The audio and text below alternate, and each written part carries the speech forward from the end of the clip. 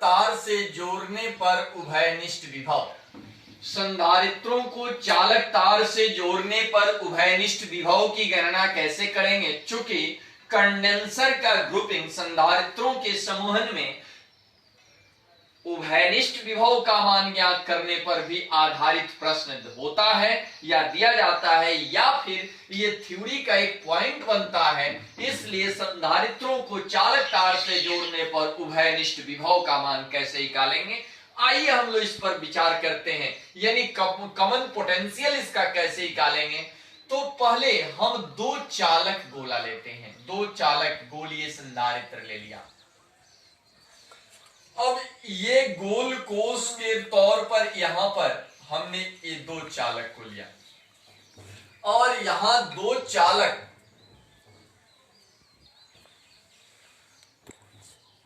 यहां संधारित्र का अभिप्राय चालक गोल कोष से लिया जाएगा। यानी संधारित्र यहां कह लीजिए या दो या चालक गोल कोष, चालक गोल कोष ले लीजिए, इसको ये या ये। इस स्थिति में हम दो गोला, जैसा कि चित्र आप देख रहे हैं बोर्ड पर, हम दो गोले लेते हैं। अब पहले का विभवांतर, पहले गोले का पहले एक एक करके हम लिखते हैं। पहला गोला तो तीन क्वांटिटी चाहिए, तो बाबू यहां पहले गोले का आवेश, पहले गोले का आवेश हम कर देंगे, लिखेंगे Q1। दूसरे गोले का आवेश, पहले गोले का विभव, पहले गोले का विभव बराबर V1। पहले गोले की धारिता, पहले गोले की धारिता, पहले गोले की धारिता बराबर C1।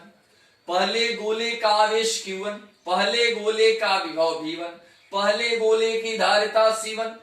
तो इसमें चूंकि C बराबर, नियम आप सबको पता है, Q बाई V, C बराबर Q बाई V, तो इसलिए C1 बराबर Q1 बटा V1, क्रॉस गुना कर दें तो Q1 बराबर C1 V1। उसी तरह से दूसरे गोले का भी आप आसानी से निकाल सकते हैं। उम्मीद है कि आप लोग समझे होंगे।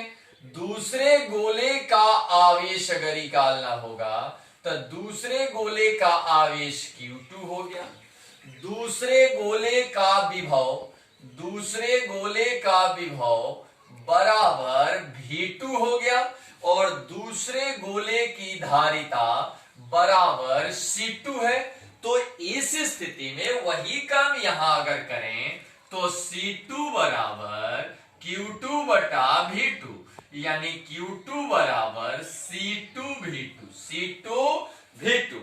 अब कहता है आवेश संरक्षण सिद्धांत, आवेश संरक्षण सिद्धांत कहता है, संरक्षण सिद्धांत से Q बराबर Q1 प्लस Q2 अर्थात C1 V1 plus C2 V2, C1 V1 plus C2 V2, यानी Q1 और Q2 का मान हम रखते हैं।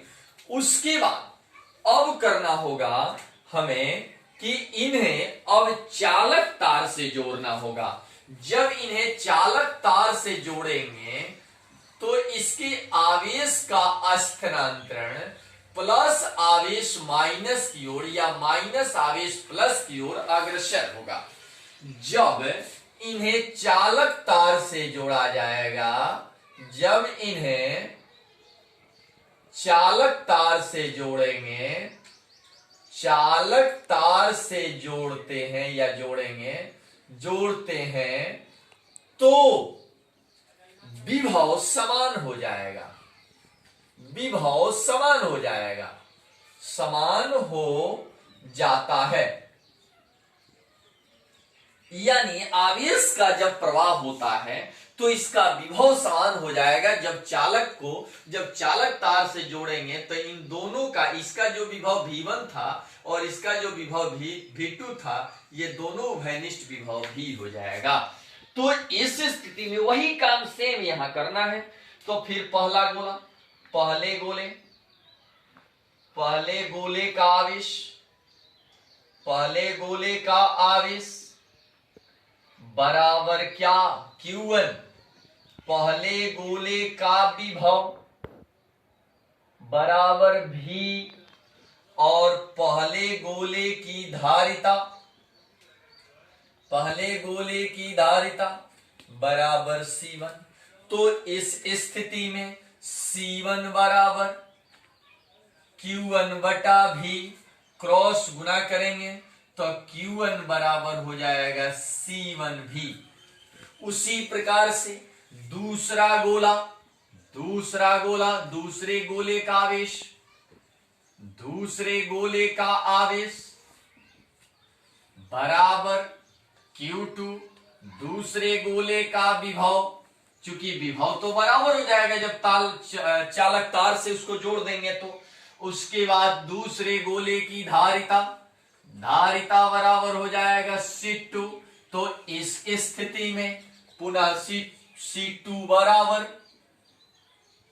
Q2 बाय V, यानी क्रॉस गुना Q2 बराबर C2 भी। अब यहां इसको जोड़ेंगे तो Q बराबर Q1 प्लस Q2, यानी इसका मतलब हो गया कि C1 भी प्लस C2 भी।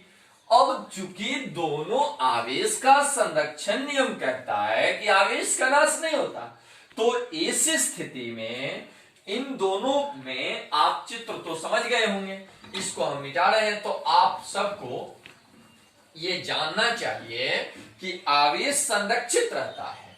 तो इस स्थिति में C1 V1 plus C2 V2 बराबर होगा C1 V plus C2 V, यानी C1 V1 आप प्लस C2 V2 आप बटा, यहां कॉमन एक बार कर दे बाबू, कॉमन भी कर दें तो यहां होगा C1 प्लस C2।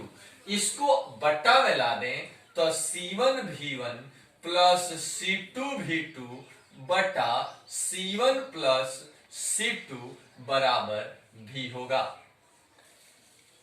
इसका मतलब कि इस आधार पर हम संधारित्रों को चालक तार से जोड़ने पर उभयनिष्ठ विभव इस आधार पर ज्ञात कर सकते हैं। बस ये माइंड सेट कीजिए कि इसमें 3 फिजिकल क्वांटिटी चाहिए। क्या पहला C1 चाहिए, दूसरा V1 चाहिए, तीसरा Q1 चाहिए, और आवेश हमेशा संरक्षित रहेगा। और जब चालक तार से नहीं जुड़ा होगा तो विभवांतर अलग अलग होगा, V1 V2 होगा, और जब चालक तार से जोड़ देंगे तो उसका विभवांतर भी हो जाएगा। इस आधार पर हम उभयनिष्ठ विभव जब चालक तार से जोड़ने के बाद का जो विभव होगा, जिसको उभयनिष्ठ विभव हम बार बार कह रहे हैं, उस उभयनिष्ठ विभव का मान